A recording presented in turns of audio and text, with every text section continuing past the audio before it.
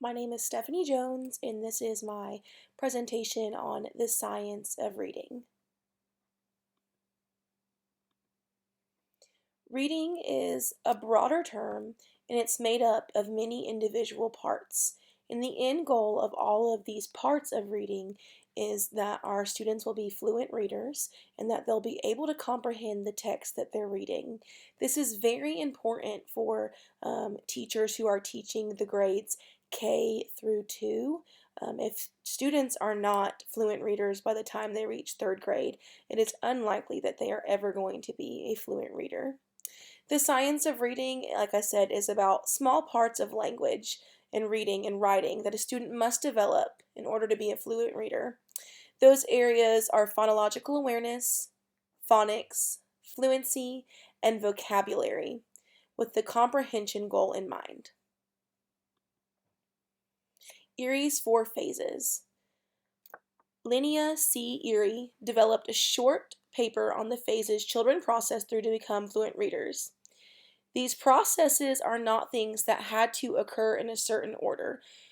She did not suggest that the student had to start with the pre-alphabetic stage and then immediately go into the partial alphabetic stage.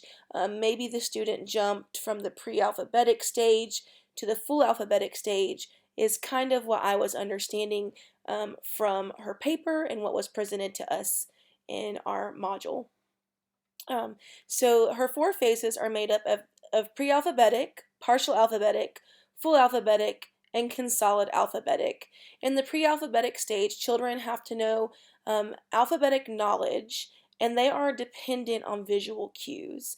So if they see a picture of something in a book, let's say they see a picture of a school bus, they're likely to say that it's a bus even if the word they're reading is not bus, simply because of that visual cue. Um, in the partial alphabetic stage, children are aware of some letters and their sounds, but they mainly focus on the first and last letters and sounds in a word. In the full alphabetic stage, children are familiar with graphemes and phonemes and can read sight words. Children are able to decode and read new words by blending the sounds. So they have a lot of phonemic awareness.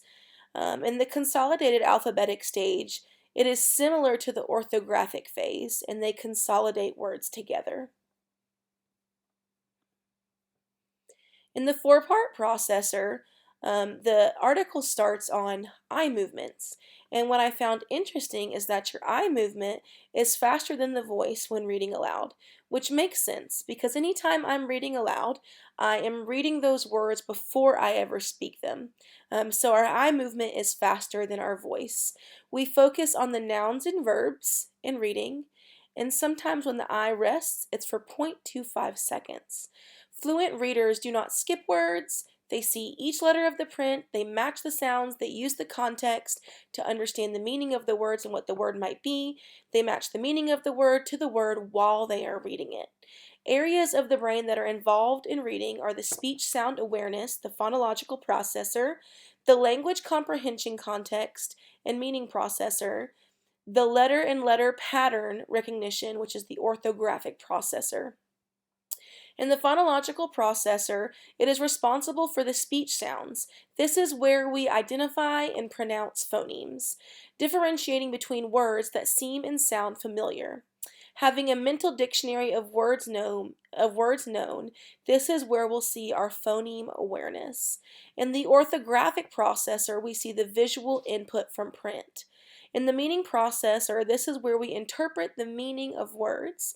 And in the context processor, it helps the meaning processor. It sequences sentences, it understands the difference between words that are like past and past. And that was something that was from our article that we read in this module. It did suggest those words past and past and understanding the difference in the meaning of those words. One of the most interesting things that I have learned in this module was about Scarborough's reading rope. It was amazing for me to see how all of these strands intertwine together to make one rope. So the rope has both upper and lower strands. In the top of the rope, we see the language comprehension. Again, the end goal here in mind of all of this reading is our reading comprehension and being a fluent reader. So the first strand right here that you see is background knowledge, so facts and concepts. And this strand right here is the vocabulary. So understanding what those words mean. If children can decode and they can read but they don't understand what the words mean, they're not ever going to be able to be a fluent reader. Right here we have the language structures, so the syntax, the semantics. Do the children understand punctuation? Do they understand the format of sentences in text? Right here we have the verbal reasoning, inference, metaphors, things of that nature. Right here is the literacy knowledge, print concepts, genres, etc. So it's important that our children understand what kind of genre they're reading. Is it fiction, nonfiction? Is it a fantasy? Now, the bottom strand is different. The top strand was that language comprehension. The bottom strand that we're looking at in Scarborough's reading rope is the phonological awareness, is the word recognition. And it starts with phonological awareness, syllables, phonemes, rhyming. Then we're looking at decoding. So we want to see the alphabetic principle, spelling sound correspondences. And then this last strand right here is sight word recognition of familiar words.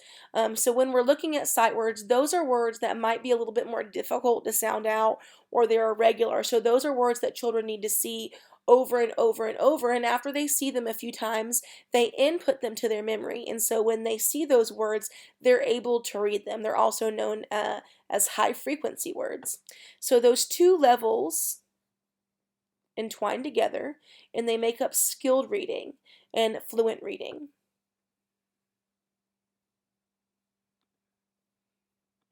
In the simple view of reading,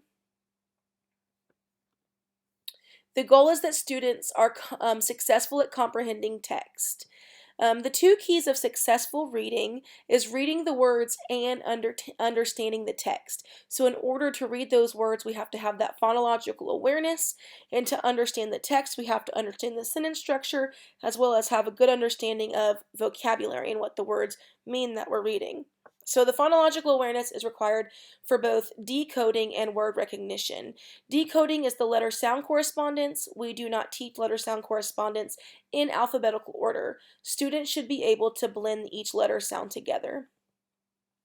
And the phonological awareness is the what and why. Phonological awareness is a broad skill that includes identifying and manipulating parts of the oral language.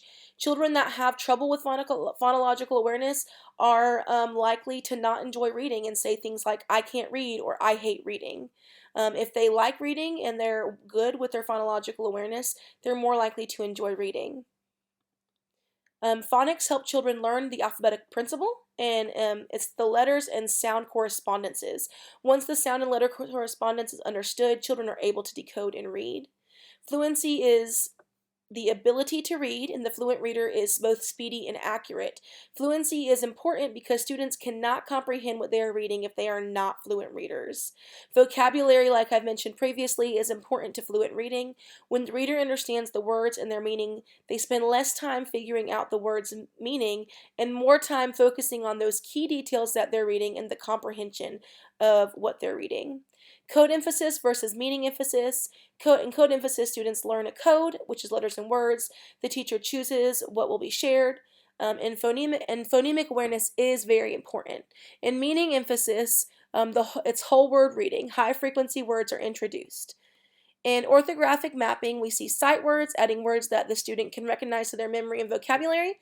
When letter strings are familiar to us, we can recognize them without problems. These words are also known as sight words and high-frequency words. Phonics is important with orthographic mapping. The student knowing the sound and blend helps them to recognize the words. Mapping and decoding are different.